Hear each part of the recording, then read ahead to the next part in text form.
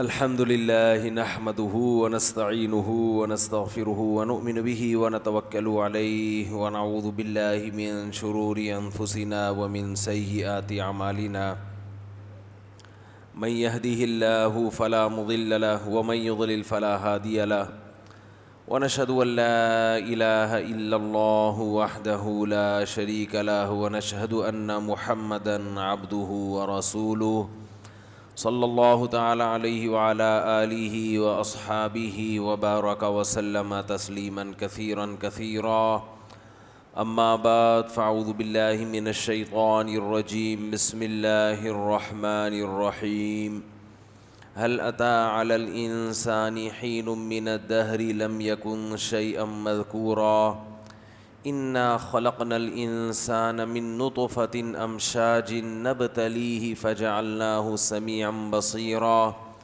إنا هديناه السبيل إما شاكرا وإما كفورا۔ قرآن مجید کی چند آیات تلاوت کی ہیں۔ اللہ تعالیٰ سے دعا ہے اللہ تعالیٰ صحیح طرح سے بات کہنے کی، سننے کی، سمجھنے کی اور عمل کی توفیق عطا فرمائے۔ اس کو میں ہلاؤں گا تو یہ آواز غائب ہو جائے گی، تو وہاں سے اس کی وہ گونج ذرا کم کر دیں۔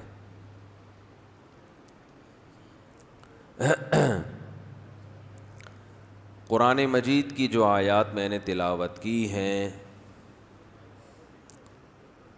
اس میں اللہ تعالیٰ نے انسان کو اس کا ماضی بتایا ہے۔ ماضی بتانے کی ضرورت کیا ہے؟ بھائی کیا ضرورت ہے کہ آپ کسی کو یہ بتائیں کہ آپ پاسٹ میں کیا تھے؟ اس نالج کا کوئی فائدہ ہے؟ بظاہر کوئی فائدہ نہیں ہے۔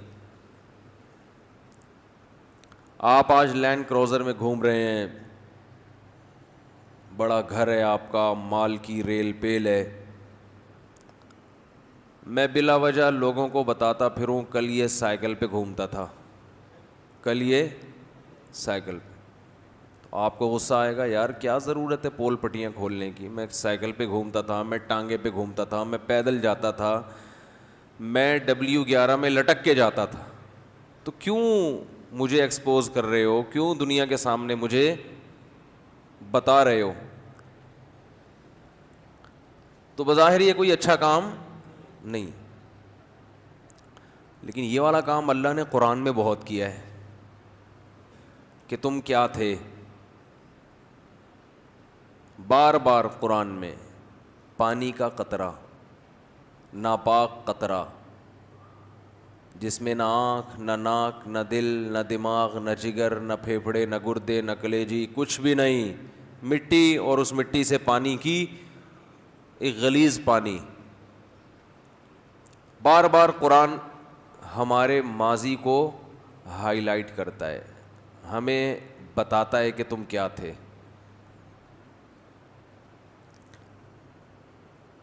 یہ اس لیے بیان کرتا ہے کہ جو شخص ماضی سے جس کا لنک نہیں ہوتا، رشتہ نہیں ہوتا، اپنا ماضی کیسا تھا بھول جاتا ہے، تو وہ اترانے لگتا ہے، وہ اپنی اوقات بھول جاتا ہے۔ ایک عام آدمی جو لینڈ کروزر میں گھوم رہا ہے، بڑا گھر ہے اس کا، اللہ کا دیا بہت ہے، بہت کچھ ہے اس کے پاس، اسے جب آپ اس کا ماضی یاد دلائیں گے، تم سائیکل پہ تھے، تم ٹانگے پہ تھے، اور لوگوں کے سامنے، تو اسے غصہ آئے گا، اور یہ ایک فضول حرکت ہوگی۔ جو تھا نا، اب کیا ضرورت ہے؟ لیکن ایک آدمی لینڈ کروزر پہ گھوم رہا ہے اور سائیکل والوں کی توہین کر رہا ہے۔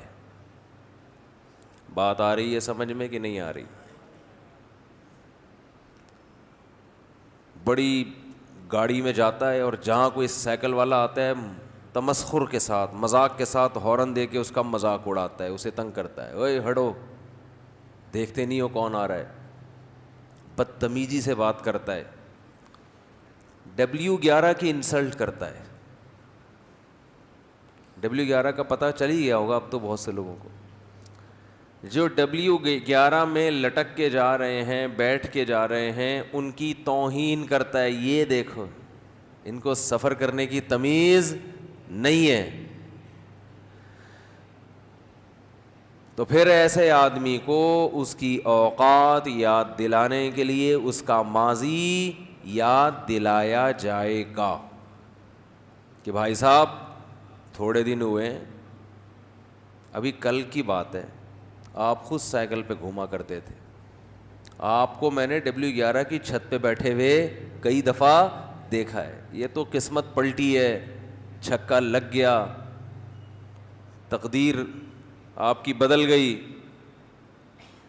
اور آج آپ جو ہے نا وہ بڑے شاہانہ آپ کی زندگی ہے, بڑے لینڈ لارڈ بنے ہوئے ہو. تو کم از کم آپ کے لیے تکبر اور غریبوں اور سائیکل والوں کا مذاق اڑانا کم از کم آپ پہ زیب نہیں دیتا. اب یہ ماضی یاد دلانا, کسی کو اس کا پاسٹ یاد دلانا, یہ عین انصاف ہوگا کہ نہیں ہوگا؟ کیونکہ یہ ایک ایسی خبر ہے, یہ ہے تو نیوز, جس خبر میں ایک آرڈر چھپا ہوا ہے. میں نے آپ کو ایک مرتبہ تفصیل سے یہ بات بتائی تھی کہ وہ خبر جس میں کوئی آرڈر نہ ہو, وہ خبر برائے خبر ہوتی ہے, اور وہ ایک فضول کلام ہوتا ہے جو اللہ پہ کے لائق نہیں ہے. جیسے ہم کسی کو آ کے خبر دیں, اب آپ بیٹھے ہوئے ہیں, میں آپ کو آ کے بولوں کہ بھئی انڈے مہنگے ہو گئے ہیں. اب آپ کہو مولوی صاحب کیا ہو گیا یار, کیا بات, انڈے مہنگے ہو گئے, تو کیوں بتا رہے ہو ہمیں انڈے مہنگے ہو گئے؟ میں کہوں ایسے اس لیے تاکہ آپ کی نالج میں اضافہ ہو. تو آپ کہو گے نا یہ اس نالج میں اضافہ کر کے کیا کرنا ہے بھائی, انڈے مہنگے ہو گئے, سستے ہو گئے, تو کیا کروں؟ ہاں کوئی انڈوں کا بزنس کر رہا ہو تو اس کو بتایا جائے کہ انڈے مہنگے ہو گئے ہیں, لہذا آپ بھی اپنا ریٹ بڑھا دو. تو یہاں آرڈر چھپا ہوا ہے نا کہ ریٹ کیا کرو, بڑھا دو. تو ہر وہ خبر جس میں کوئی آرڈر چھپا ہوا ہوتا ہے, وہ خبر کا بیان کرنے والا ایک حکمت والا آدمی سمجھا جاتا ہے, عقل مند آدمی سمجھا جاتا ہے. اور وہ خبریں جس میں کوئی آرڈر نہ ہو, تو ایسی خبروں کو بیان کرنے والا بے وقوف اور احمق. اور وہ خبریں جس میں غلط آرڈر چھپا ہوا ہو, ایسی خبروں کو بیان کرنے والا یہ فسادی ہے. یہ صرف بے وقوف نہیں ہے بلکہ بے وقوف سے بھی اوپر کی چیز ہے. جیسے ہمارے اخبار اور جو ہماری نیوز ایجنسیز ہیں, ان میں سے بہت سے لوگ ایسی خبریں بیان کرتے ہیں جن میں نہ صرف یہ کہ کوئی آرڈر نہیں ہوتا, بلکہ آرڈر ہوتا ہے تو غلط آرڈر. خودکشی کی خبروں میں کیا آرڈر چھپا ہوا ہے, فلاں کی شادی نہیں ہوئی تو بھاگ کے لٹک گئی, مر گئی, تو اس میں کیا آرڈر ہے؟ اس نیوز سے آپ کو کیا فائدہ ہوا بھائی؟ فائدہ یہ ہوا, یہ ایکو ختم نہیں ہو سکتا, ایکو ہو رہا ہے, میری آواز بار بار لوٹ کے مجھے ہی آ رہی ہے. تو اس خبر میں کہ فلانی بھاگی گھر سے, ابا نے شادی نہیں کی اس کی فلاں جگہ, تو وہ کھمبے سے لٹک کے یا چپک کے, لٹک کے تو نہیں ہوتے, چپک کے ہوتا ہے. اب یہ بھی دیکھو خبر ہے جس میں غلط آرڈر چھپا ہوا ہے کہ آئندہ لٹکو نہیں بلکہ چپکنے کو فوکس کرو. فوکس کس کو کرو؟ چپکنے کو. لٹک کے کچھ بھی نہیں ہوگا, صحیح. تو ابھی جو خودکشی کی خبریں چلاتے ہیں, فلاں نے فلاں پہ تیزاب پھینک دیا. ایک بات خوب سمجھ لیں, ہمارے معاشرے میں اتنی بڑی تقریباً 20 کروڑ کے لگ بھگ آبادی میں اگر ایک غلط واقعہ ہوتا ہے نا, اس پہ خبریں بہت چلتی ہیں. اور ان لوگوں کے ہاں جو اپنے آپ کو حقوق انسانیت کے بہت بڑے علم بردار کہتے ہیں, ان کے ہاں روزانہ ایسے واقعات ان کے معاشرے کا حصہ ہیں. سمجھ رہے ہیں؟ وہ اس کو نمایاں نہیں کرتے. لیکن ہماری ایک جو ہے نا, وہ شاعر نے کہا ہے نا, وہ قتل بھی کرتے ہیں تو چرچا نہیں ہوتا, ہم آہ بھی کرتے ہیں تو ہو جاتے ہیں بدنام. ہم تو صرف آہ کر رہے تھے, اس پہ آپ کو تکلیف ہوئی, آپ نے پورا اخبار میں ہمارے خلاف مضمون لکھ دیا, اور فلاں تو اتنا انسانوں کا قاتل ہے, اس کو کوئی پوچھنے والا ہی نہیں ہے. تو اللہ تعالیٰ نے بھی ایک خبر ہمیں دی ہے کہ تم کیا تھے, پانی کا ایک قطرہ, پہلے مٹی, کوئی حیثیت نہیں تھی تمہاری. تو یہ بھی ایک خبر ہے نا. تو پہلی بات, یہ خبر ہمیں کیوں دی جا رہی ہے؟ اگر ہم بالکل ٹھیک ٹھاک زندگی گزار رہے ہیں تو ہمیں اس خبر کے دینے کی ضرورت نہیں تھی. او بھائی, ایک آدمی جتنا بھی اچھی زندگی ہو اس کی, آپ اس کو ماضی کی یاد دلانے کا کیا فائدہ؟ مجھے لوگ بتاتے رہتے ہیں کہ وہ فلاں تاجر دیکھ رہے ہو مفتی صاحب, آج بڑا بنا پھرتا ہے, کل سائیکل پہ گھومتا تھا. تو میں کہتا ہوں آپ کو یا تو اس کی تکلیف ہو رہی ہے کہ آپ ابھی تک سائیکل پہ کیوں ہیں. بھائی گھومتا ہے تو اللہ کا شکر ادا کرو یار, اللہ نے اس کو دیا, اللہ تمہیں بھی دے. اس میں یہ کیا کہ یہ پہلے ایسا تھا تو اب ایسا ہے, تو چھوڑو, کیا کرنا ہے تم نے بھائی, جیسا بھی تھا. ہمیں کیوں بتا رہے ہو؟ یہ منفی سوچ ہوتی ہے نا کہ تکلیف ہو رہی ہے. تو اللہ تعالیٰ ہمیں ہمارا ماضی بتاتے ہیں, تم یہ تھے, تم یہ تھے, تم یہ تھے, تم یہ تھے. ہم بھی اللہ سے پوچھ سکتے ہیں, اللہ ہم کیوں بتا رہے ہم کیا تھے؟ ماں کے پیٹ میں قرآن کہتا ہے فَخَلَقْنَا الْعَلَقَةَ مُضْغَةً, تم ایک گندے خون کا بدبودار لوتھڑا تھے. گندا مس کیریج ہو جاتا ہے نا, کتنی بدبو ہوتی ہے اس بچے کے اندر جب بچہ بنا نہیں ہوتا. علقہ, لٹکا ہوا گوشت, سڑا ہوا بدبودار.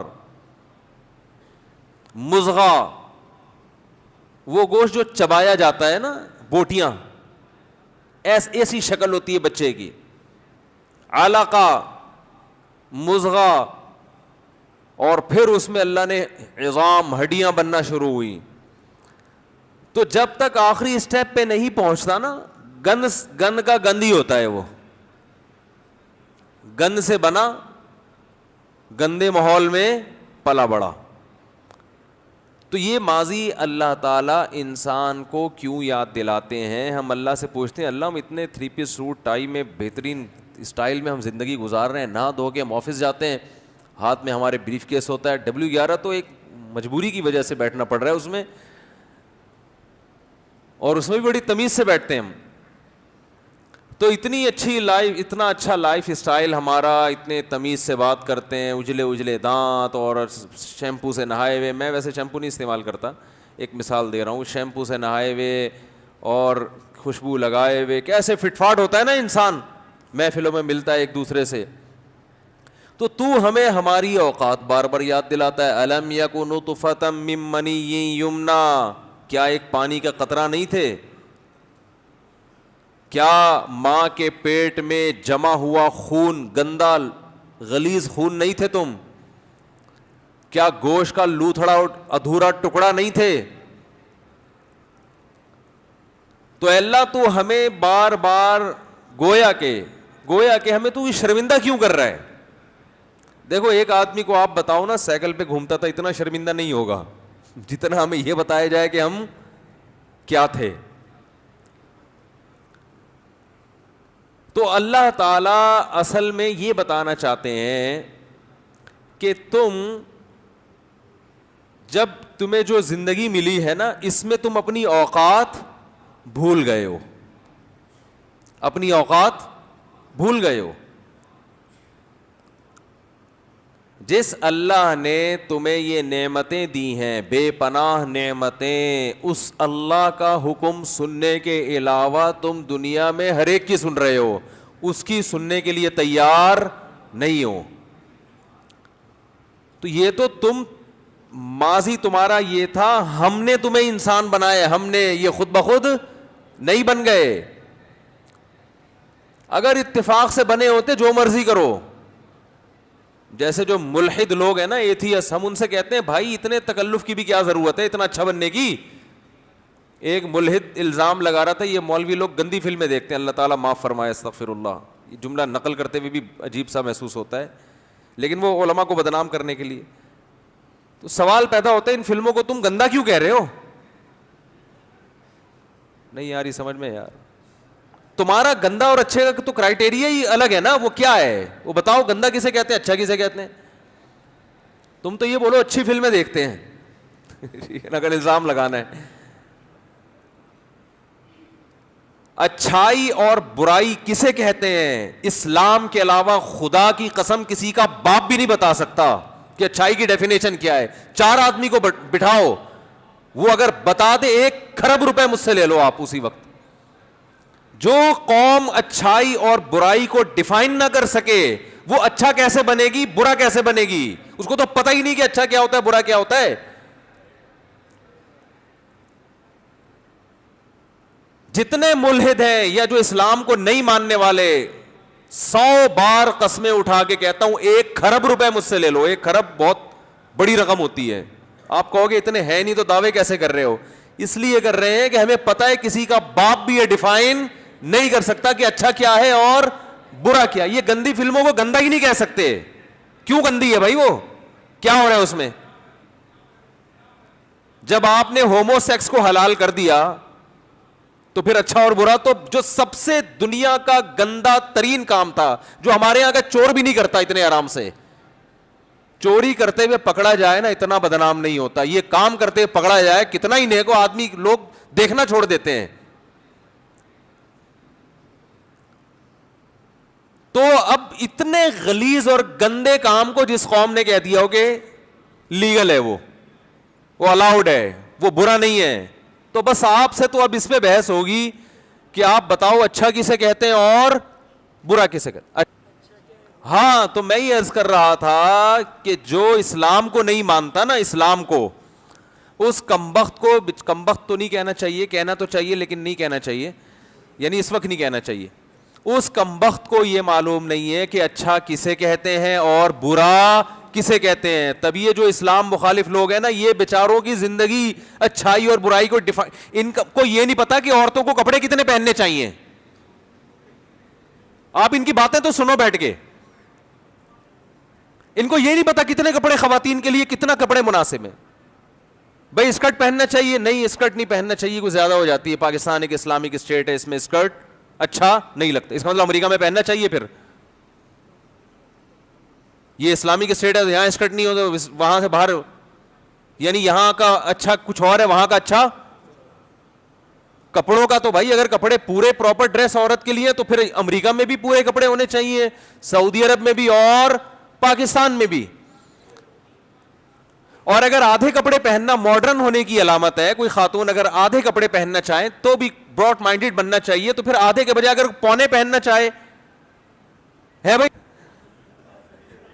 تو بالکل وہی حساب ہو گیا کہ نہیں ہو گیا؟ بھائی اگر آدھے کپڑے پہننا ٹھیک ہے, جیسے کہ لبرل لوگ کہتے ہیں کہ خاتون اگر آدھے کپڑے پہنے ہوئے ہیں تو اس میں کوئی بری بات نہیں ہے. مرد کو چاہیے اپنی آنکھوں کو, اپنی نگاہوں کو نہ گندا ہونے دے. وہ یہ بڑے ڈائلاگ آج کل مارکیٹ میں چل رہے ہیں کہ اصل تو انسان کی سوچ ہوتی ہے. تو اگر اصل انسان کی سوچ ہے تو یہ آدھے کا اگر تکلف نہ کریں اور یہ پونے پہ آ جائیں, تو چونکہ اصل کیا ہے انسان کی سوچ. بھائی واقعی جو آدمی گندا نہ ہو تو وہ تو پورے بغیر کپڑوں کے بھی آئے گی, تو وہ کیوں دیکھے گا اس کو, ٹھیک ہے نا. اور جو گندے آدمی ہوتے ہیں وہ پورے کپڑوں میں بھی عورت کو دیکھ رہے ہوتے ہیں. تو جب سوچ ہی ہے تو پھر یہ آدھے کا بھی کیا تکلف. یہ کوئی لبرل آدمی ہے جو اسلام کو نہیں مانتا, وہ بتا سکتا ہے اس کا کیا جواب ہے؟ وہ ساری زندگی اسی کپڑوں کا نہیں ڈیفائن کر سکے گا کہ عورت کو کتنے کپڑے پہننے چاہیے. اس کے پاس اس سوال کا جواب نہیں ہے. آگے تو لاکھوں سوالات اور ہیں زندگی میں, تو 10 لاکھوں موقع پر انسان کو سوال کی ضرورت پڑتی ہے کہ یہ اچھا ہے یا برا ہے. یہ مسائل تو اسلام نے 1400 سال پہلے حل کر دیے ہیں. لباس کتنا ہونا چاہیے, آپ کی جو ڈیزائرز ہیں, خواہشات نفسانی ہیں, کہاں حلال ہے اور کہاں حرام, اس کی باؤنڈری کیا ہے, یہ سب چیزیں اسلام, بلکہ اسلام سے پہلے جتنے آسمانی مذاہب ہیں وہ سب پہلے سے بتا چکے ہیں. یہ محفوظ چونکہ اسلام ہے, اس لیے ہم بات اسلام کی کرتے ہیں. ورنہ جو لبرل لوگ ہیں جو مذہب کو نہیں مانتے, ان کی زندگیاں بیچارے قابل ترس ہیں, ان کو یہی نہیں پتا ہے صحیح کیا ہے غلط کیا ہے.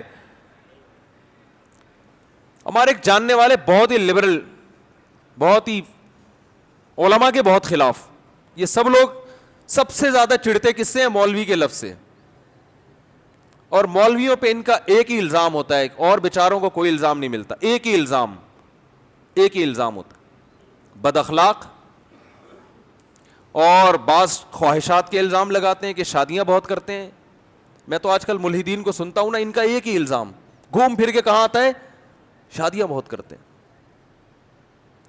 اور بیچاروں کو کچھ ملتا نہیں ہے. شادیاں بہت کرتے ہیں اور بد اخلاق ہوتے ہیں, بات کرنے کی تمیز نہیں ہے. آپ کے اخلاق صرف میڈیا پہ ہیں, سمجھ رہے ہو نا, آپ کے اخلاق کہاں ہیں؟ میڈیا پہ ہوتے ہیں. بات کرنے کی تمیز آپ کو صرف کہاں آتی ہے؟ میڈیا پہ. مولوی سے کو دیکھو اپنے باپ کے ساتھ کیسے بات کرتا ہے, وہ اپنی ماں کے ساتھ کیسے بات کرتا ہے, اپنی بہنوں کے ساتھ کیسے بات کرتا ہے, اپنی بیوی کے ساتھ کیسے بات کرتا ہے. یہاں دیکھو آپ کے تو یہ ہے ہی نہیں, آپ کے تو باسوں کے ابا ہی نہیں ہیں, تو باپ کے ساتھ سلوک کیسا کرنا آپ کو کیا پتا؟ ماں کو آپ لوگوں نے اولڈ ہوم میں جمع کرایا ہوا ہوتا ہے. میں مانتا ہوں سارے ایسے نہیں ہوتے, لیکن اگر کوئی اچھے ہیں تو وہ اسلامی کلچر کے اثرات کی وجہ سے اچھے ہیں, وہ گورے کی وجہ سے اچھے نہیں ہیں. بہت سے ملحد ہیں, اسلام کو نہیں مانتے, ماں سے اچھا سلوک کرتے ہیں, لیکن اس لیے کہ باپ دادا مسلمان تھے, یہ چیز ان کے کلچر میں منتقل ہوئی ہے. لیکن آپ کی اولاد آپ کے ساتھ نہیں اچھا سلوک کرے گی. اور رہا یہ مسئلہ شادیاں کرتے ہیں اور یہ لڑکیوں کی جو ہے نا وہ جلدی جلدی, آج ایک نے ریکارڈ کروایا تھا میرے خلاف کلپ کے, یہ لوگ چھوٹی چھوٹی بچیوں کو شادیوں کی ترغیب دیتے ہیں, چھوٹی چھوٹی بچیوں کو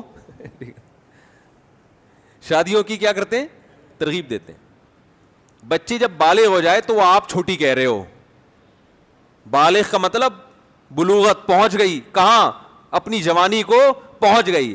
آپ کو یہ بھی نہیں پتا کہ بچی بڑی کب ہوتی ہے, چھوٹی کب ہوتی ہے. اس کے پاس بھی آپ کے پاس کوئی کرائٹیریا, کوئی معیار ہے ہی نہیں. آپ یونائٹڈ نیشن سے قانون لیتے ہو.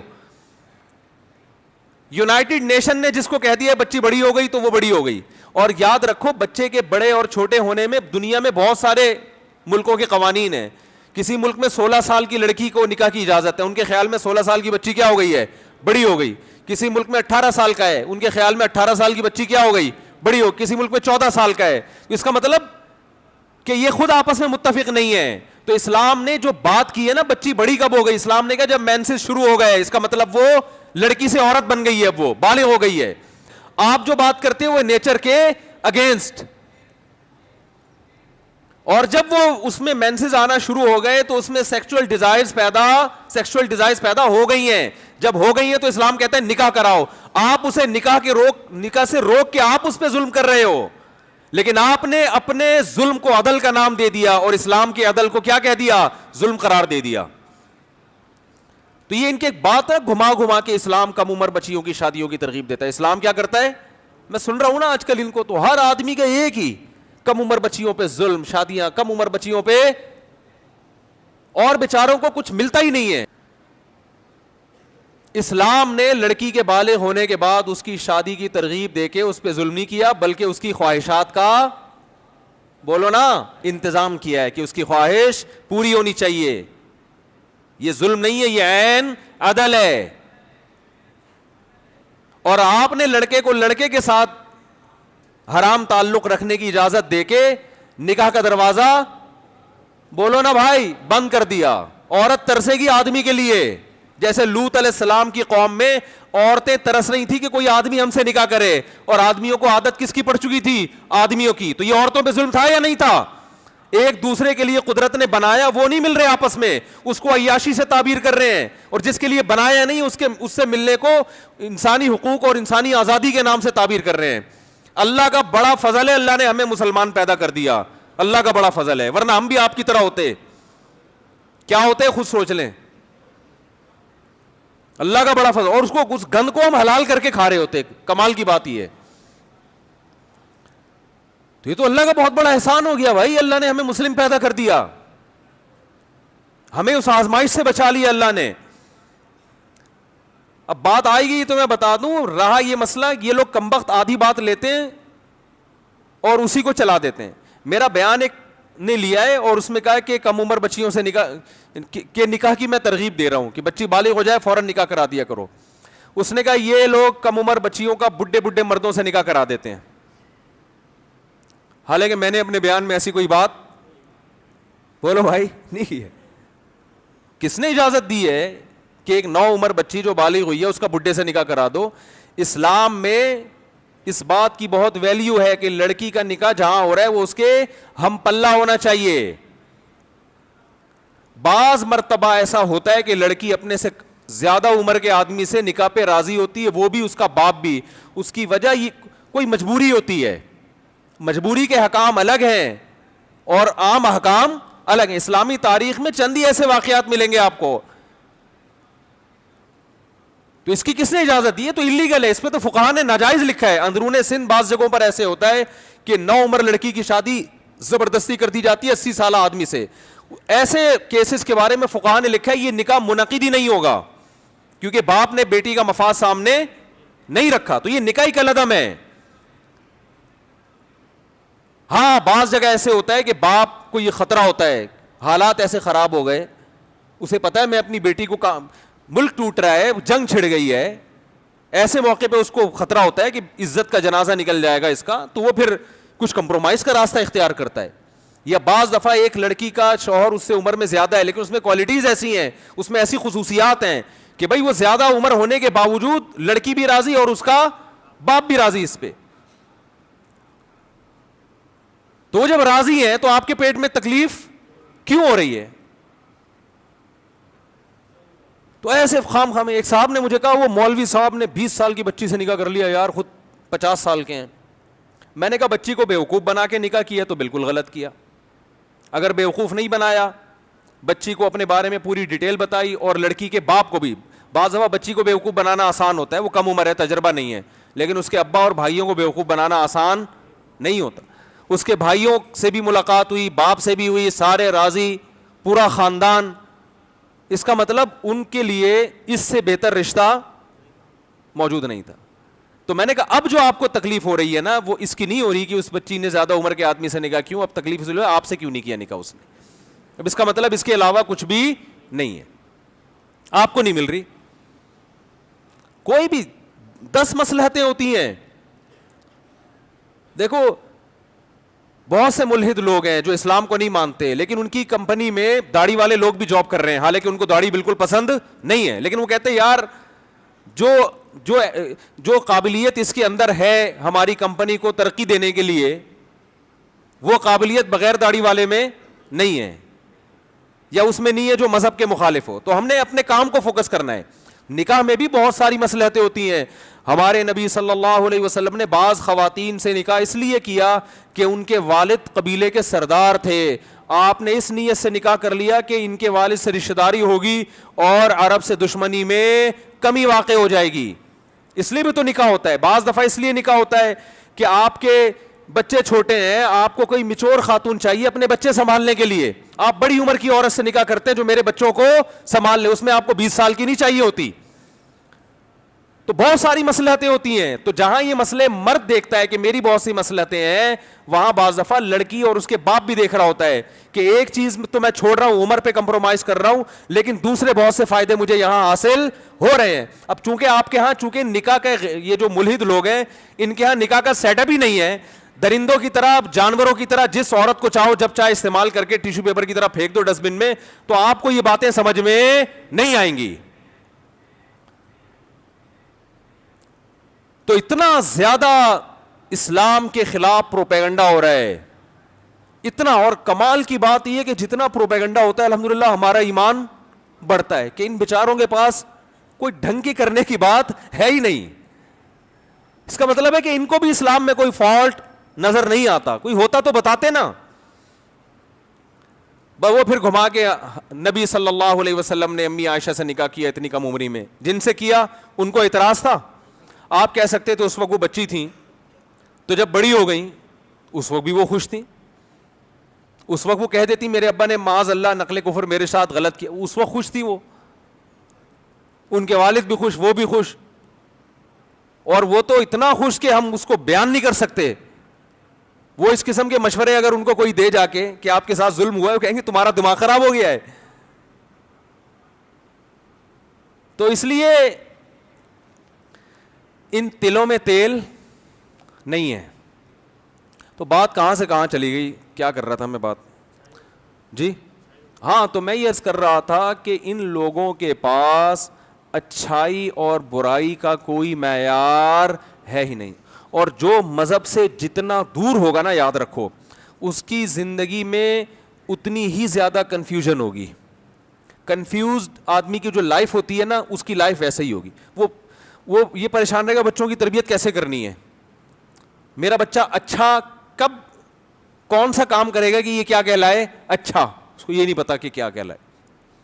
بیٹی بھاگ گئی گھر سے, اللہ نہ کرے کسی کی, اب وہ اسی پہ سوچتا رہے گا یار یہ ٹھیک کیا یا غلط کیا, ٹھیک کیا یا, سوچے گا بیٹھ کے یار اس لحاظ سے تو غلط کیا کہ بچی کو بھاگنا نہیں چاہیے, لیکن ٹھیک کیا, اس کی اپنی لائف ہے اور میری. ایک انگریز موٹیویشنل اسپیکر ہے, وہ لوگوں کو موٹیویٹ کر رہا تھا.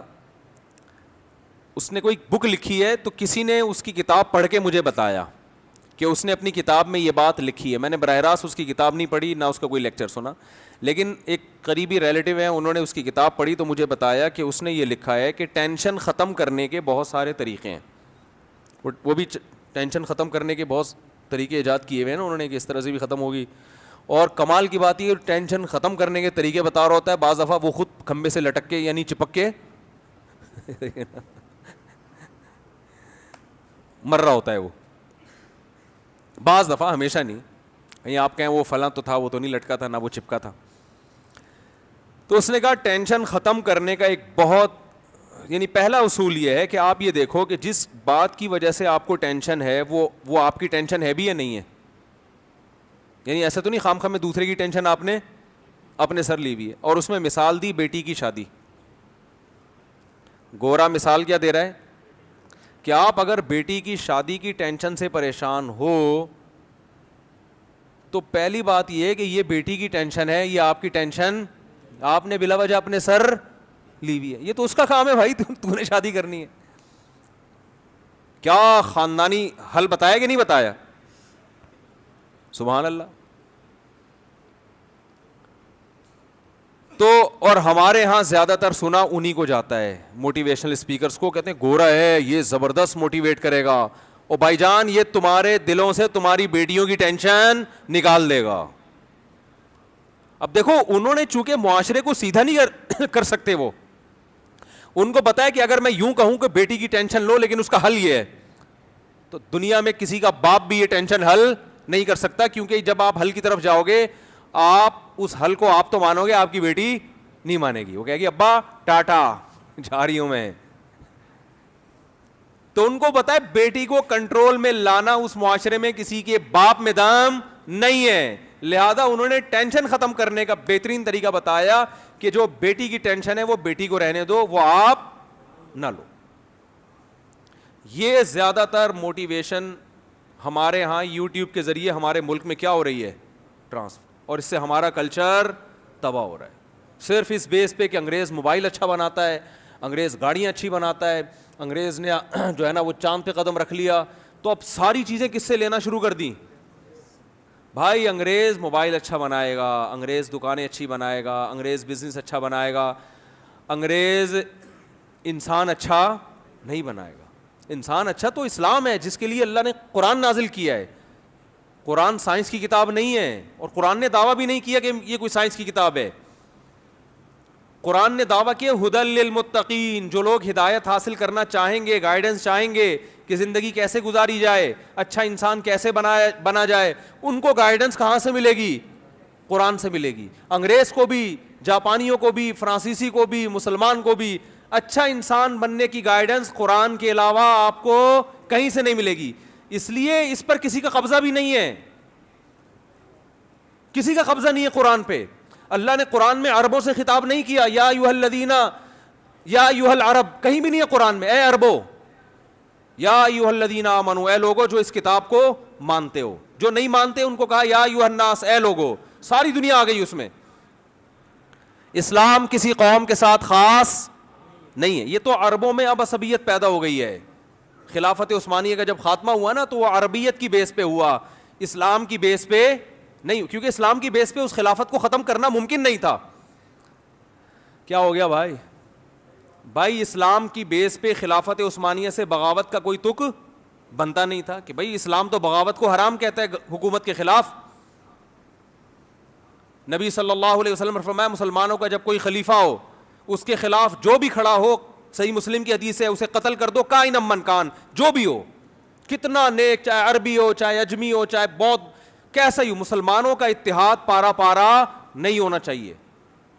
تو اگر وہ اس بیس پہ خلافت کا خاتمہ ہوتا کہ یہ اسلامی خلافت ہے تو کوئی بھی ساتھ نہیں دیتا. خاتمہ انگریز نے جو کروایا، جو بعض عرب، سب عرب اس میں شامل نہیں تھے، بعض عربوں کو یہ بتایا کہ تم عرب ہو اور حکومت تم پہ کون کر رہے ہیں؟ ترکی.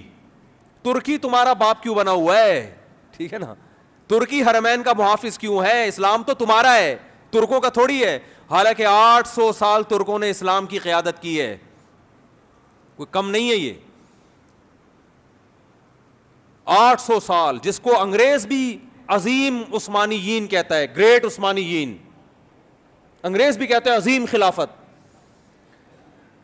تو اسلام کی بیس پہ یہ میں نے ایک بہت بڑے عرب عالم سے سنا، شیخ صالح العثیمین رحمہ اللہ تعالی، انہوں نے بیان میں فرمایا کہ عرب اسرائیل کی جنگ میں عربوں کو کبھی بھی فتح، بولو نا، نہیں ہوگی. اس لیے کہ یہ عرب اسرائیل کی جنگ ہے. جب تک اس جنگ کو اسلام اور اسرائیل کا نام نہیں دیا جائے گا اللہ کی مدد نہیں آئے گی. مسلم اسرائیل کی جنگ کہو گے تو مدد آئے گی. اللہ نے عربوں کی مدد کا وعدہ نہیں کیا. اگر اللہ نے عربوں کی مدد کا وعدہ کیا ہوتا تو اللہ محمد صلی اللہ علیہ وسلم کے مقابلے میں جو عرب لڑ رہے تھے وہ زیادہ تھے، میجورٹی میں تھے. ادھر جو عرب تھے وہ اقلیت میں تھے نبی کے ساتھ، ادھر عرب میجورٹی میں تھے. اللہ ان کی مدد کرتا، ابو جہل کی مدد کرتا، عتبہ ابن ولید کی مدد کرتا، ابو لہب کی مدد کرتا اللہ تعالیٰ. آپ صلی اللہ علیہ وسلم تنہا اور آپ کے ساتھ اکیلے ابو بکر. تو بتاؤ، دو عرب اس طرف، باقی سارے، بولو نا، اس طرف. مدد کی ان دو کی نا. اس کا مطلب اللہ نے عربوں کی مدد کا وعدہ، بولو نا بھائی، نہیں کیا. کس کی مدد کا وعدہ کیا ہے؟ مسلم کی، اسلام کی. جو قرآن پر ایمان لائے گا اور اللہ کے نبی پر ایمان لائے گا اس کے لیے عربی ہونا ضروری نہیں ہے. تو اسلام کی جو دعوت ہے وہ کسی قوم کے ساتھ خاص نہیں ہے. مجھے وہ حدیث بڑی پیاری لگتی ہے. حضرت سلمان فارسی رضی اللہ تعالی عنہ، جو فارس کے تھے، پرشین تھے، فارسی بولتے تھے، جب ایران پر مسلمانوں نے حملہ کیا ہے، حضرت عثمان کا دور تھا غالباً، حملہ کہاں ہو رہا ہے؟ ایران پر. اور حملہ کرنے والے بڑے بڑے صحابہ، بڑے عشرہ مبشرہ میں بھی اکثریت اس جنگ میں موجود. کمانڈ کرنے والے سلمان فارسی. نہیں آ رہی بات؟ حملہ کس پہ کر رہے ہیں؟ اپنے ملک پہ. کس پر؟ ایران پر. صحابہ نے آپ سے اجازت مانگی کہ آپ ہمیں اجازت دیں ہم اٹیک کریں. آپ نے فرمایا نہیں. میں نے رسول اللہ صلی اللہ علیہ وسلم سے یہ فرماتے ہوئے سنا ہے کہ جب تک اسلام کی دعوت نہ دے دو اس وقت تک حملہ کرنے کی اجازت نہیں ہے. تو حضرت سلمان فارسی اپنی قوم پر حملہ کس کے خلاف ہو رہا ہے؟ بولو نا یار، کیا ہو گیا بھائی؟ بولنے میں کوئی پابند نہیں ہے تو میں بھی تو چیخ رہا ہوں نا، تھوڑا سا آپ چیخ لیں. اپنی قوم کے خلاف لڑائی. تو لڑائی سے پہلے اپنی قوم کے پاس دعوت لے کر گئے. دعوت کا انداز دیکھیں. جب بھی اسلام کی دعوت دی جاتی ہے تو انداز یہ ہوتا ہے بھائی ہم سب تم کو ایک خدا کی طرف دعوت دیتے ہیں، آؤ اسلام پہ تحقیق کرو، یہ دین برحق ہے. یہ تھا نا؟ نا نا نا نا نا، یہ انداز نہیں. اس وقت جو اسلام کی سب سے بڑی خوبی تھی نا اس کو ہائی لائٹ کیا کہ اس کے بعد بھی اگر اسلام سمجھ میں نہیں آ رہا تو پھر تمہاری سمجھ میں نہیں آئے گا. وہ خوبی یہ ہے کہ یا اہل فارس، اے اہل فارس، انا رجل منکم, میں تمہاری قوم کا آدمی ہوں. تمہیں پتہ ہے کہ عربوں میں عصبیت کوٹ کوٹ کے بھری ہوئی ہے. عرب کے علاوہ کسی کو برداشت نہیں, اپنے جیسا کسی کو نہیں سمجھتے. مجھے عرب نے نہ صرف یہ کہ عزت دی ہے اپنے جیسا, بلکہ اپنے سے برتر مجھے کمانڈر بنا دیا. عرب کی قیادت کس کے ہاتھ میں ہے؟ کمانڈر کون ہے؟ میں ہوں.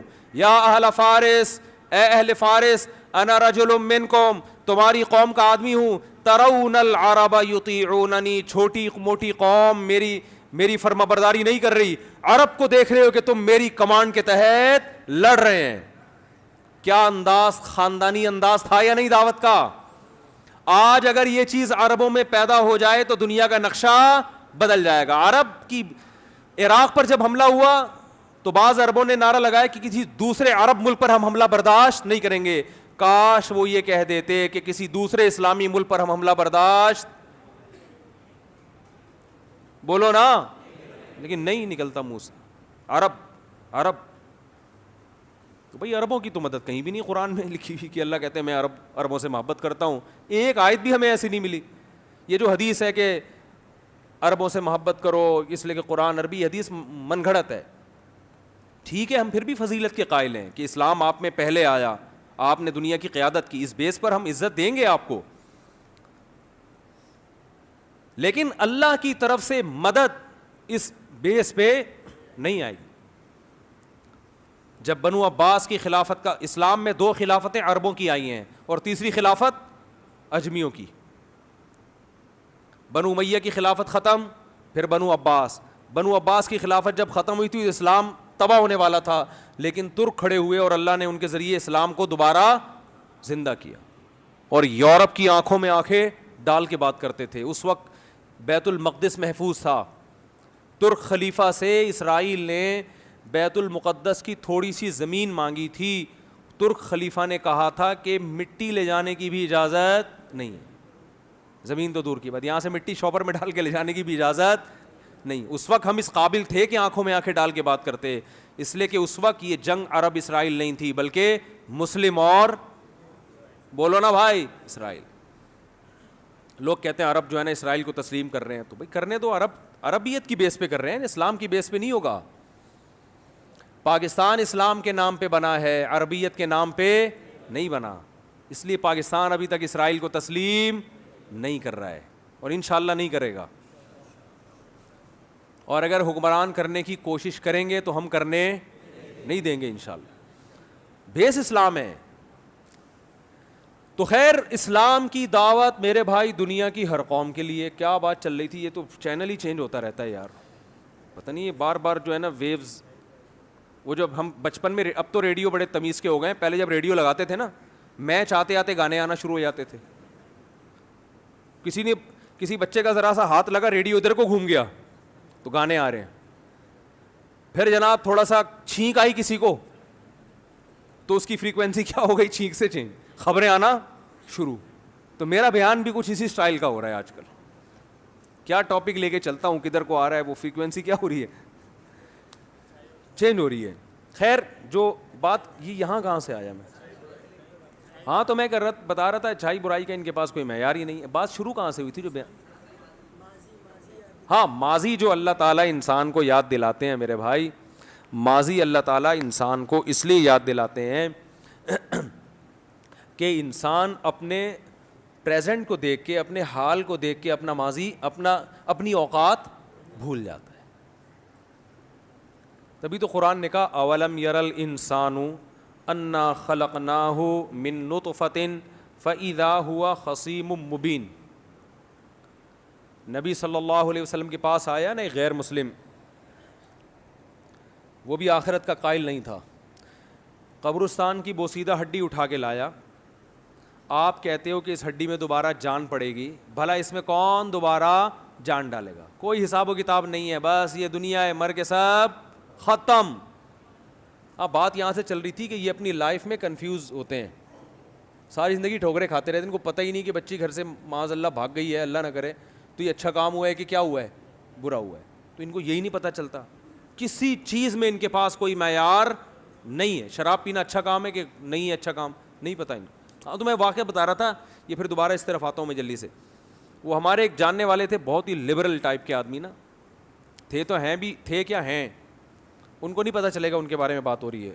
وہ مولویوں کو سنتے ہی نہیں ہے بالکل, ان کو مولوی کے لفظ سے چڑ ہے, حتیٰ کہ کسی کی چھوٹی چھوٹی داڑھی بھی ہو نا اس سے بھی چڑ ہے ان کو کہ چھوٹی چھوٹی کیوں رکھی ہوئی ہے. تو وہ ایک دن مجھے کہنے لگے کہ وہ کسی پنجاب میں کہیں واقعہ سنا رہے تھے کہ یار وہ ایک صاحب ہیں, کسی خاتون کے گھر جاتے ہیں, ہمارے پڑوس میں پنجاب میں کہیں رہتے تھے وہ, تو وہ پڑوس میں وہ ان کے اہل خانہ میں جو خاتون ہیں ان سے تھوڑے سے اچھے ریلیشن نہیں ہیں ان کے. تو میں نے کہا یہ کیوں, تو آپ کو کیا یعنی اس پہ مطلب یہ کہ آپ کیوں پریشان ہیں اس پہ, یہ تو نہیں میں نے کہا آپ کا کیا کیا تھا, مطلب کہ آپ کو کیا مسئلہ کیا ہے آپ کے ساتھ. تو انہوں نے کہا یہ غلط ہے, یہ کیا ہو رہا ہے, غلط. میں نے کہا کیوں غلط ہے. وہ خاتون جب ایگری ہیں, یہ صاحب آ رہے ہیں آپس میں, ان کی سلام دعا ہو یا کچھ بھی ہو, ہمیں کہ اللہ معاف فرمائے, جو بھی ہو رہا ہے تنہائی میں مل رہے ہیں, تو کیا اس میں کیا ہے پرابلم, کیا ہے اس میں. کہہ رہے دیکھیں سوسائٹی اس چیز کو پسند, اسلام تو کبھی پھوٹے منہ زبان سے نہیں نکلے گا نا, اسلام سے تو ایسا چڑ ہے, کیونکہ اگر نام لے لیں اسلام اس کو پسند نہیں کرتا تو اسلام تو پھر بہت ساری اور بھی چیزیں جن کو پسند نہیں کر رہا. کہہ رہے ہیں سوسائٹی اس کو قبول نہیں کرتی. سوسائٹی جو ہے نا, معاشرہ کہتے تو تھوڑا سا ان کو برا لگتا کہ یار یہ مولوی صاحب سمجھیں گے میں بہت ہی پرانے زمانے کا آدمی ہوں. انہوں نے کہا ہماری سوسائٹی اس کو قبول نہیں کرتی. میں تو بہت جگہوں پہ ادب تمیز میں خاموش رہتا ہوں, ہر جگہ ہر بات کرنے کی نہیں ہوتی. میرے ساتھ ایک صاحب بیٹھے ہوئے تھے, وہ بھڑ گئے ان سے, میں چاہ رہا تھا بھڑوں لیکن میں نہیں ہر جگہ بھڑتا. ایک آدمی پہلے ہی علماء سے اتنا بتکا ہوا ہے تو اس سے کیا بحث کی جائے یار, جب تک وہ خود نہیں چاہے گا پوچھنا تحقیق کرنا, ہم سے رابطہ خود نہیں کرے گا, ہم کیوں ہر ایک کے الجھیں بھائی, کیونکہ بات اس سے بننے کے بجائے بگڑتی ہے. میں چپ بیٹھا ہوا تھا, دوسرے صاحب بگڑ گئے. انہوں نے کہا اگر سوسائٹی میں اس کی پرمیشن ہو پھر ٹھیک ہے, نہیں سوسائٹی اگر اس کی اجازت دے دے پھر ٹھیک ہے. اب وہ چپ. میں بتا رہا ہوں نا یہ کیا ہوتے ہیں, کنفیوز, ان کو نہیں پتا اچھا کیا ہے اور برا کیا. اب وہ اگر یہ کہتے ہیں ہاں پھر ٹھیک ہے, اس کا مطلب پھر سوسائٹی اس سے بھی آگے چلی جائے. ارے تو پھر اس سے بھی آگے جائے سوسائٹی, وہ بھی ٹھیک ہے. کیونکہ پھر میں بیٹھا ہوا تھا, میں نے کہا اب اگر انہوں نے کہا نا ٹھیک ہے تو پھر میں پھر اب میں میدان میں کود جاؤں گا. پھر میں ان کو ایسی مثالیں دوں گا کہ پھر یہ بھی ٹھیک ہے, پھر یہ بھی ٹھیک ہے. کیونکہ لوط علیہ السلام کی جو سوسائٹی تھی وہ تو سوسائٹی تو اس کے ہاں تو یہ لیگل نہیں تھا, جو کچھ وہ گندگی کر رہے تھے وہ تو سوسائٹی کی وجہ سے کر رہے تھے نا. جب لوط علیہ السلام نے ان سے کہا کہ تم غلط کر رہے ہو, انہوں نے کہا ہماری سوسائٹی میں یہی رواج ہے, آپ کو رہنا رہیں ورنہ یہاں سے آپ چلے جائیں. یہ تو قرآن کے الفاظ ہیں. تو ان بیچاروں کو کے پاس کوئی معیار بولو بھائی نہیں ہے, اور یہ صرف ان کے پاس نہیں, اسلام کے علاوہ کسی کے پاس بھی نہیں ہے. تبھی یہ قانون بناتے ہیں, چینج کرتے ہیں, بناتے ہیں, چینج کرتے ہیں, یہ بنایا پھر چینج کیا. یہ ہمارے 1400 سال سے جو سسٹم ہے نا وہ اب تک چینج بولو بھائی نہیں ہوا, وہی چلا آ رہا ہے. ہماری جو مدارس میں فقہ کی کتابیں پڑھائی جاتی ہیں نا, کوئی 1200 سال پہلے لکھی ہے, کوئی 1300 سال پہلے لکھی ہوئی ہے بھائی,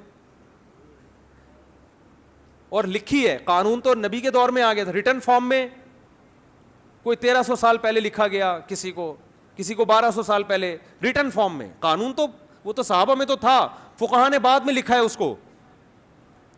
وہ قانون آپ پڑھو آپ حیران ہو جاؤ گے. اور آپ کی اطلاع کے لیے عرض ہے 100 سال پہلے تک وہی فقہ جو لا ہے نا, جو خاص طور پہ تجارت سے متعلق یا کتاب القضاء عدالتی قوانین سے متعلق, وہ یورپ کی یونیورسٹیوں میں بھی پڑھایا جاتا ہے. گوروں نے سارا مال وہیں سے لیا ہے. اب تک بہت سی ٹرم ایسی ہیں جو ہماری استعمال ہو رہی ہیں, بہت سی اصطلاحات ہماری استعمال ہو رہی ہیں. تو وہ قانون الحمدللہ چینج نہیں ہو رہا, اور آج تک کامیابی کے ساتھ چل رہا ہے. یہ لوگ طلاق کے احکامات کا بڑا مذاق اڑاتے ہیں کہ اسلام میں طلاق کا نظام کیسے, 3 طلاقیں نکالی, بیوی ہمیشہ کے لیے حرام, 2 لفظ بولنے سے اتنا بڑا تباہی آ رہی ہے, اور بڑے کچھ اعتراضات کرتے ہیں. اتنے سوال پیدا ہوتا ہے, آپ گراؤنڈ ریئلٹی کیا ہے. یہ اسلام کا نظام ہے طلاق کا, جس کو آپ ظلم کہہ رہے ہو. لیکن سب سے خاندان فیملی سسٹم پوری دنیا میں کس کا ہے؟ سب سے مضبوط فیملی سسٹم مسلمانوں کا ہے.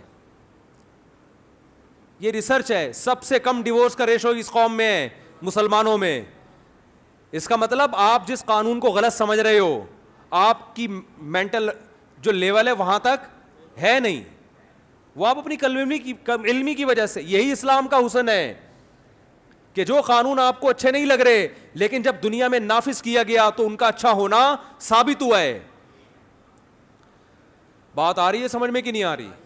ہم ایک دو خاندانوں کو دیکھ کے اندازہ لگاتے ہیں اس نے 3 طلاقیں دے دی, گھر اجڑ گیا. قانون اکثریت کو دیکھ کے بنایا جاتا ہے, چند ایک کو دیکھ کر نہیں. وہ ایک کا اجڑتا ہے تو 100 کے گھر بستے ہیں. وہ پھر وہ زبانوں کو کنٹرول کرتے ہیں. ہاں, جب سے یہ اسلام کے نام پہ جو نام نہاد لبرلز پیدا ہوئے ہیں نا, غامدی صاحب جیسے, معذرت کے ساتھ, اس کے بعد سے اسلام کا بیڑا غرق ہونا شروع ہو گیا ہے. مسلمانوں کا بیڑا غرق ہونا شروع ہو گیا اس کے بعد. اسلام کی ایسی تشریحات جو 1400 سال میں کسی نے نہیں کی تھی, ہر چیز پہ لیبل لگا دیا. ابھی پتہ نہیں ابن العربی کے حوالے سے محترم کا کوئی نیا ملفوظ آیا ہے کہ ختم نبوت جو ہے وہ نبی کے بعد نیا نبی آ سکتا ہے, اور یہ ختم نبوت کے منافی نہیں ہے. اور ابن العربی کو شیخ اکبر بنا کے, پتہ نہیں ابن عربی میں نے کیا لکھا ہے وہ تو میں نے نہیں دیکھا, لیکن اگر لکھا ہے تو غلط لکھا ہے. اور ویسے بھی آپ تو فقہا کو یا کسی بھی بزرگ کو ویسے ہی نہیں مانتے, آپ تو ڈائریکٹ قرآن, ڈائریکٹ ہر بات میں آپ کہتے ہیں میں تو کسی کو نہیں مانتا. آج آپ مانیں تو ایسا مانیں, ختم نبوت کے مسئلے پہ ایک شخص کو ایسا مانیں کہ پوری قرآن, پوری احادیث ایک طرف, اور تمام فقہا, تمام محدثین ایک طرف, اور ابن العربی آج شیخ اکبر بھی بن گئے, اور اسلامی دنیا کے سب سے بڑے مفسر بھی بن گئے وہ. تو یہ تو ناانصافی ہے نا. کیا خیال ہے بھائی؟ وہ ملفوظ آ رہے تھے لیکن وہ انتقال ہو گیا, ابھی چھوڑو, رہنے دو, سمجھ گئے ہوں گے آپ لوگ. تو بھائی ہمارے پاس وہ بات میں نے لے کے جو شروع کی تھی نا, وہ پھر میں انشاءاللہ, اللہ نے ہمیں ہمارا جو ماضی یاد دلایا ہے وہ اس لیے دلاتے ہیں کہ ہم اپنی اوقات میں رہیں, کیونکہ ہم تکبر کا شکار ہو جاتے ہیں. اور جو سائیکل چلاتے تھے نا بچپن میں, تو آج لینڈ کروزر میں سائیکل والوں کو توہین سے. یہ ٹاپک ادھورا رہ گیا ہے, انشاءاللہ پھر بعد میں اس کو کسی وقت پورا کریں گے. تو یہ بھی نماز کے بعد جو ہے تھوڑی دیر مسائل کا سیشن ہوگا, جو بیٹھنا چاہیں بیٹھ سکتے ہیں, جانا چاہیں جا سکتے ہیں.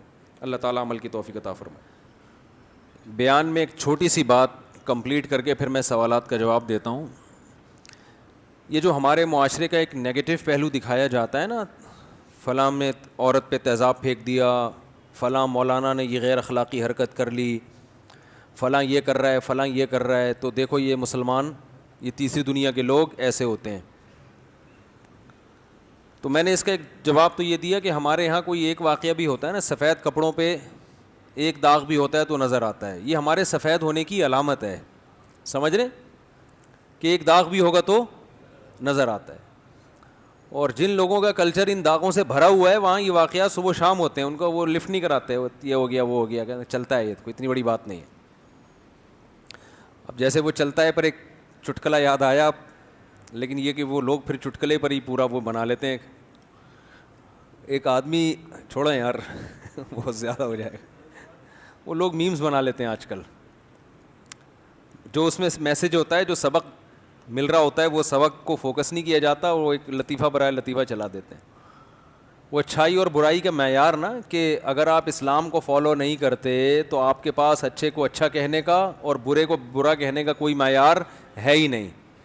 وہ ایک آدمی کئی سال بعد گھر آیا نا, تو گھر میں بیگم کی گود میں چھوٹا سا بچہ دیکھا, کہنے لگا میں اتنے سال گھر سے باہر رہا تھا, یہ بچہ کیسے پیدا ہو گیا.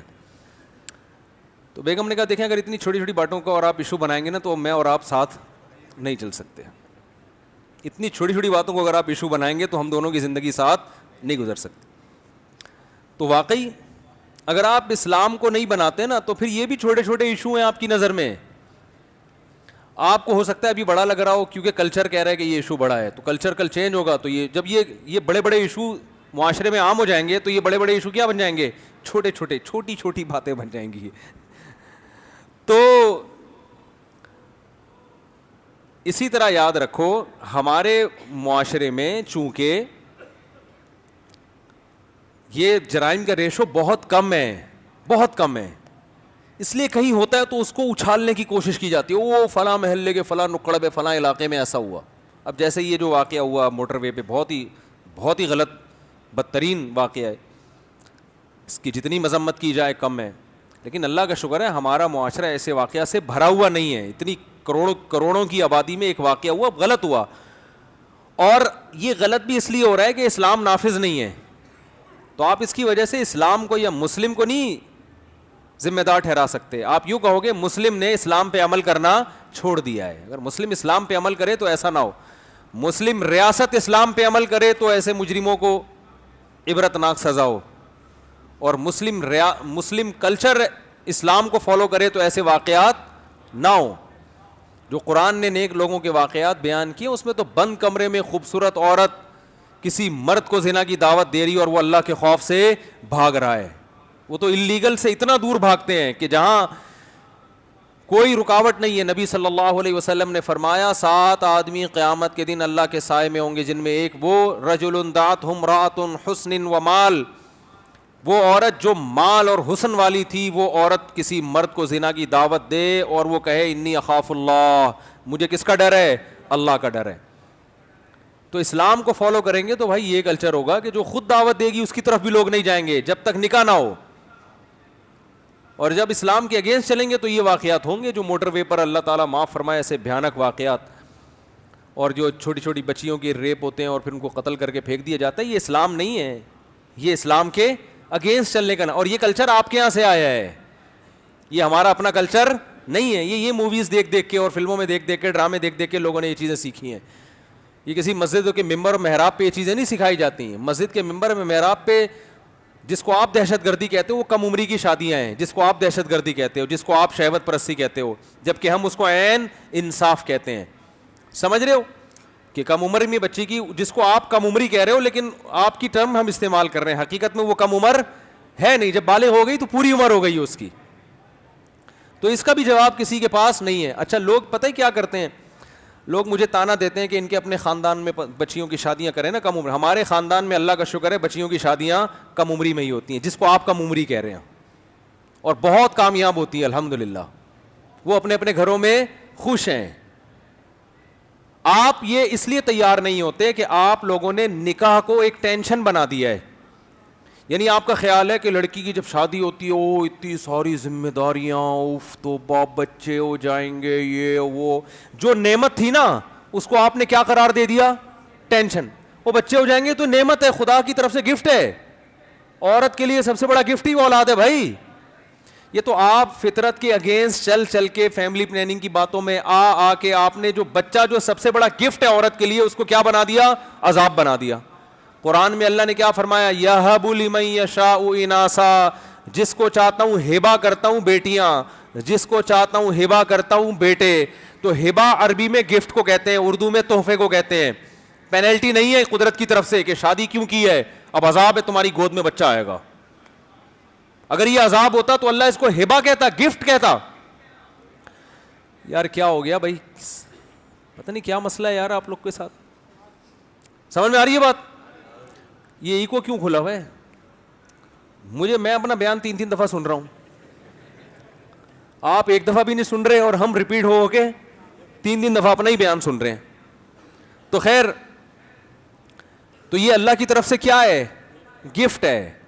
تو آپ نے چونکہ بیسک چیزیں ہی تبدیل کر دی ہیں تو اب آپ کو ہر چیز کیا لگ رہی ہے؟ ایک آدمی الٹا کھڑا ہو جائے، ایک آدمی کیا ہو جائے؟ الٹا کھڑا. کہہ رہے یار وسیم بھائی بھی الٹے ہوئے ہیں، کلیم بھائی بھی الٹے ہوئے، چلو سارے انسان الٹے ہو گئے، پنکھا کیوں الٹا ہو گیا ہے یار؟ یہ پنکھا کیوں الٹا ہے؟ اور یار یہ کیا آسمان نیچے کیوں چلا گیا، زمین اوپر کیوں ہو گئی ہے؟ تو اس کو ہر چیز کیا لگے گی؟ الٹی. تو اس کا طریقہ ہے بھائی تو سیدھا ہو جا. تو یہ جو اسلام جن کو سمجھ میں نہیں آ رہا نا، اسلام کہہ رہا ہے بچی بالغ ہوتے ہی شادی کر دو، لڑکا بھی جب بالغ ہو جائے تو کیا کر دو؟ شادی کر دو. اور اسلام کہہ رہا ہے کہ بھائی اولاد زیادہ پیدا کرو، یہ گفٹ ہے خدا کی طرف سے، یہ جوانی میں تمہارے کام آئے گی، بڑھاپے میں تمہارے کام آئے گی. صحیح ہے نا؟ اور اسلام کہہ رہا ہے نظر کی حفاظت کرو.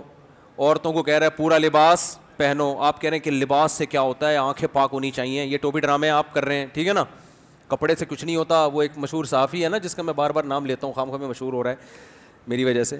وہ کہتا ہے کہ اس سے کسی نے سوال پوچھا کہ وہ لبرل لوگ ہوتے ہیں نا جو معاشرے میں لبرلزم کو فروغ دینا چاہتے ہیں.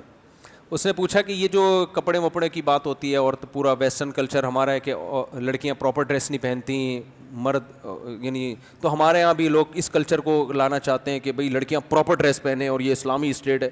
تو اس نے کہا دیکھیں انسان کردار سے پہچانا جاتا ہے, لباس کہ کتنے کپڑے پہنے کتنے نہیں, اس کا انسان کے کیریکٹر سے کوئی تعلق نہیں. یہ ٹوپی ڈرامے ہے یا نہیں ہے؟ ہر انسان معاملات سے پہچانا جاتا ہے. کس سے؟ معاملات. پیسے لے کے ٹائم پہ دے رہے کہ نہیں دے رہے, یہ ہے اصل. اگر یہ اصل ہے تو پھر انسان چرس سے نہیں پہچانا جاتا. سٹا لگا رہا ہے آپ, یہ وہاں بھی کہ بھئی سٹا لگانا چاہیے پائپ کے نیچے بیٹھ کے, آپ پائپ کے اندر ہیں اور آپ کے منہ میں بھی پائپ ہے. عجیب سی بات ہو گئی کہ نہیں ہو گئی؟ ہم چھوٹے تھے تو وہ 50-50 آتا تھا. اس میں ایک ہیروئنچی کو دکھایا کہ وہ برساتی نالا جو ہوتا ہے نا پائپ, اس کے اندر بیٹھا ہوا ہے اور ہیروئن پائپ میں ڈال کے, پائپ منہ میں بھی اس کے, تو اس پہ انہوں نے نغمہ بنایا تھا میں پائپ کے منہ میں ہوں, میرے منہ میں پائپ ہے. تو بڑا ایک یعنی کہ ہیروئنچیوں کی آپ سوچ دیکھیں, وہ وہاں تک سوچتے ہیں جہاں تک ہم پہنچ بھی نہیں سکتے. ہماری سوچ جہاں ختم ہوتی ہے ہیروئنچیوں کی وہاں سے شروع ہوتی ہے. وہ سوچ کے اس معراج پر پہنچے ہوئے ہوتے. وہ کہہ رہے یار دنیا میں اتنا عجیب اتفاق دیکھا کہ کون کس کے منہ میں پتہ ہی نہیں چل رہا. میں پائپ کے منہ میں اور لیکن پائپ اصل میں کیا ہے؟ میرے منہ میں. تو کوئی ہیروئن پی رہا ہے, چرس پی رہا ہے. اب آپ کو معاشرے میں چرس نہیں ہونی چاہیے. آپ کہیں اصل انسان کیریکٹر سے پہچانا جاتا ہے, چرس ہیروئن سے نہیں. کیریکٹر ہونا چاہیے ایک نمبر. کسی چرسی نے اگر کسی سے ادھار چرس خریدی ہے, ٹائم پہ پیسے دے دے. کیریکٹر سے پتا چلتا ہے کہ یہ کیا ہے, ایک نمبر آدمی. ہم کہتے ہیں وہ چرس کے پیسے ٹائم پہ بھی دے دے پھر بھی 2 نمبر آدمی ہے.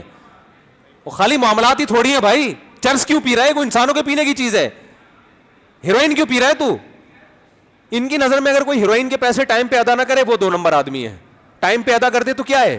اور بھائی کردار کو پورا کرنے میں اس کے علاوہ بہت ساری چیزیں ہیں. کپڑوں کا بھی بہت زیادہ دخل ہے. وہ حسن نثار ہے, نام لینے میں کوئی حرج نہیں ہے. وہ بہت وہ ان کا مقصد ہی یہی ہے کہ ہر وقت علماء کو, دینداروں کو اور اپنے معاشرے کا, جو پاکستانیوں کو ہر وقت برا کہنا, اپنا جو ہے نا نیگیٹو پہلو دکھانا دنیا کے سامنے, اور یورپ اور گوروں کے نیگیٹو پہلو پہ کو اچھا بنا کے پیش کرنا. ان کو بٹھایا اس کام کے لیے. تو وہ یہی کہنے لگے کہ یہ جو ہے نا کپڑوں اوپر سے کچھ نہیں ہوتا. کپڑوں سے کچھ کیوں نہیں ہوتا؟ آپ کیوں کپڑے پہن کے بیٹھے ہوئے ہو؟ آپ چڈی بنیان میں آ جاؤ نا. بہت ہوتا ہے بھائی کپڑوں سے. قد انزلنا علیکم لباسا یواری سوآتکم وریشا. قرآن کہہ رہا ہے ہم نے لباس اتارا ہے جو تمہارے لیے زینت ہے. تو پراپر ڈریس ہونا چاہیے. عورت کا ڈریس اور زیادہ اسلام نے کہ اس کو اپنے جسم کی نمائش کرنا یہ غیر اخلاقی حرکت ہے, یہ اخلاق نہیں ہے. کیوں نظر آ رہی ہے اس کی باڈی؟ دنیا کیوں دیکھ رہی ہے اس کی باڈی؟ مرد کی نظر گندی ہونا بھی غلط ہے, اور عورت کا یہ موقع مرد کو دینا کہ لوگ اس کو دیکھیں یہ عورت کے لیے کیا ہے یہ بھی غلط ہے. یہ لوگ یہاں کیوں نہیں کہتے کہ ایک آدمی چرس کی دکان کھول کے بیٹھا ہوا ہے, گورنمنٹ منع کرے گی نا, نہیں کہہ رہے نہیں آپ کی نظر اچھی ہونی چاہیے. آپ چرس کی دکان ہے تو آپ وہاں منہ نیچے کر کے گزر جائیں. بھائی آپ بھی گزریں, آپ نہیں دیکھیں چرس کی طرف, لیکن اس دکان کھولنے والے کو بھی منع کیا جائے گا. تو عورت بذات خود بری نہیں ہے, لیکن اس کا اپنے باڈی کو ایکسپوز کرنا, بولو بھائی یہ برا. یہ ٹھرکیوں کی ٹھڑک کو کیا کرتا ہے؟ بڑھاتا ہے. نیک شریف لوگ تو نظر نیچے کر کے ہی گزر جاتے ہیں, لیکن سارے نیک نہیں ہوتے. تو کوئی بھی چیز جو ان ٹھرکیوں کو موقع فراہم کر رہی ہے برائی کی طرف جانے کا, اسلام اس میں ان ٹھرکیوں کو بھی معذرت کے ساتھ, آپ کو نہیں کہہ رہا میں, اس لیے میں ادھر اشارہ کر رہا ہوں, ادھر بھی نہیں جا رہا, وہاں بھی نہیں جا رہا, بالکل ادھر آسمان کی طرف سائڈ پہ یہاں سے گزر کے ایسے لوگوں کی طرف جا رہا ہے جو میرا بیان نہیں سن رہے. تو اسلام ان ٹھرکیوں کو بھی, عورتوں کو یہ بھی, ان ٹھرکیوں کو بھی منع کرتا ہے کہ نظر نیچی کرو, اور ان عورتوں کو بھی کہتا ہے یا اگر نظر دیکھنی بھی ہو تو بری نیت سے نہ ڈالو, مجبوری ہو, دیکھنا ہو, ضرورت پڑ جائے. اور ان عورتوں کو بھی کہتا ہے ایسا کام نہ کرو کہ ان ٹھرکیوں کو بولو بھائی موقع ملے. تو یہ بالکل نیچر کے مطابق اسلام نے حکم دیا ہے. لیکن آپ چونکہ برائی کو فروغ دینا چاہتے ہو معاشرے میں, تو برائی پہ آپ چمک پٹیاں لگا کے فروغ کر رہے ہو, اچھے اچھے لیول کے ساتھ بیچ رہے ہو اس کو. سمجھتے ہو کہ نہیں سمجھتے؟ اس لیے اللہ کے علاوہ کوئی بھی صحیح بات نہیں کرتا, یاد رکھو. باقی ہر انسان کا اپنا مفاد ہوتا ہے, اپنے مفاد میں باتوں کو کیا کرتا ہے, وہ گھماتا ہے. تو وہی ایسے گھمائے گا کہ وہ جیسے 4 سال کے بعد آیا, بچہ ہو گیا, تو کہہ رہا ہے بیگم سے, تو بیگم کہہ رہی دیکھیں اتنی چھوٹی چھوٹی باتوں پہ گھما رہی ہے کہ نہیں گھما رہی ہے. دیکھیے چھوٹی چھوٹی باتیں ہوں گی تو ہماری آپس میں نہیں چل سکتی. تو ایک تو میں نے یہ بتایا کہ اتنے واقعات ہوتے نہیں ہیں جتنے, جو تھوڑے سے ہوتے ہیں تو پھیلایا بہت جاتا ہے. دوسری بات یہ ہے کہ جو واقعات ہوتے بھی ہیں وہ اسلام کی وجہ سے نہیں ہو رہے, وہ اسلام کی مخالفت کی وجہ سے ہو رہے ہیں.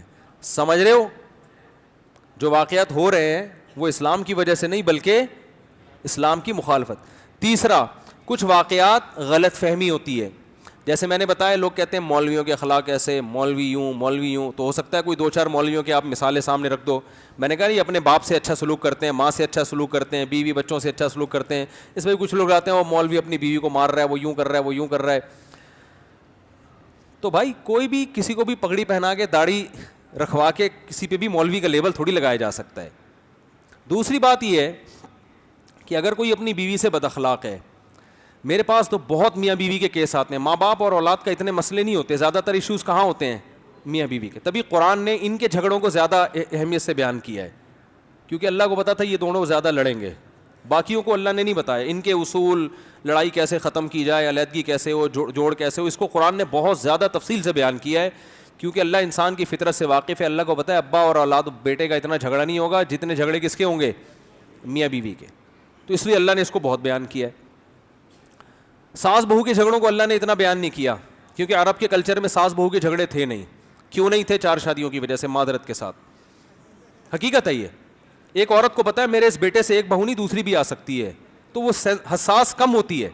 اب ایک عورت کے 1 یا 2 بیٹے ہیں تو وہ ساری پورا فوکس کس کو کرتی ہے؟ وہ ایک بہو جو اکلوتی ہے نا, اس پہ اس کا پورا فوکس ہے.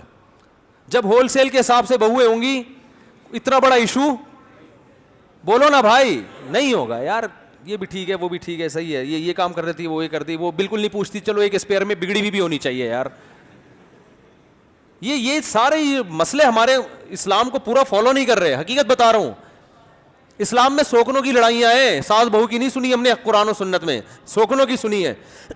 اور وہ لڑائی حل کرنا آسان ہے, الگ الگ کر دو, اور ان پر محبت کرنا آپس میں واجب بھی نہیں ہے. سوکنوں پر بھائی لڑیں تو تم ادھر رہو, تم ادھر رہو, بس ختم.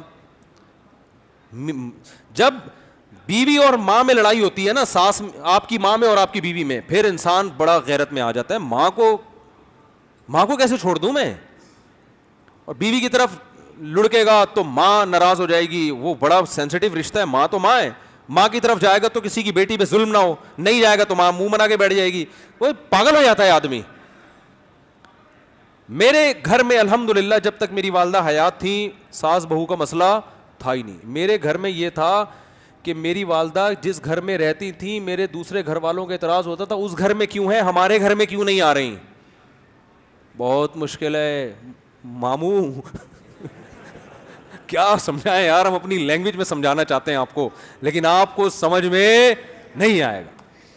دیکھو جب زیادہ مسئلہ ہو جائے نا, یعنی اس طرح کی ٹینشنیں زیادہ پال لے آدمی, 3-4 گھر کی ٹینشنیں ہوں, تو پھر اس میں عورت کی یہ خواہش ہوتی ہے کہ آپ کی والدہ ادھر کیوں ہیں, ادھر کیوں نہیں آتی. تو بالکل کیس کی نوعیت کیا ہو جاتی ہے, چینج. نندیں ادھر کیوں جا رہی ہیں, ادھر ابھی کیا ادھر کیوں آگے بیٹھ جاتی ہیں, اپنے گھر میں ان کو سکون نہیں ہے. ان کمبختوں کو یہ ہوتی ہے نا باتیں. آپ کی بہنوں کو لگتا ہے اپنے گھر میں ان کی سسرال والے لفٹ نہیں کراتے, ہر دوسرے دن آگے یہاں کے بیٹھ جائیں گی. پھر کیا ہوگا, کیس کی نوعیت چینج. وہاں کیوں جا کے بیٹھ جاتی ہیں, کیا میں ان کی بھابھی نہیں ہوں, اس کو زیادہ فوکس کیا جا رہا ہے. بالکل نوعیت کیا ہو جائے گی, چینج. تو وہ سارے آداب ہی, لیکن اپنی ذمہ داری پہ. کس کی ذمہ داری پہ؟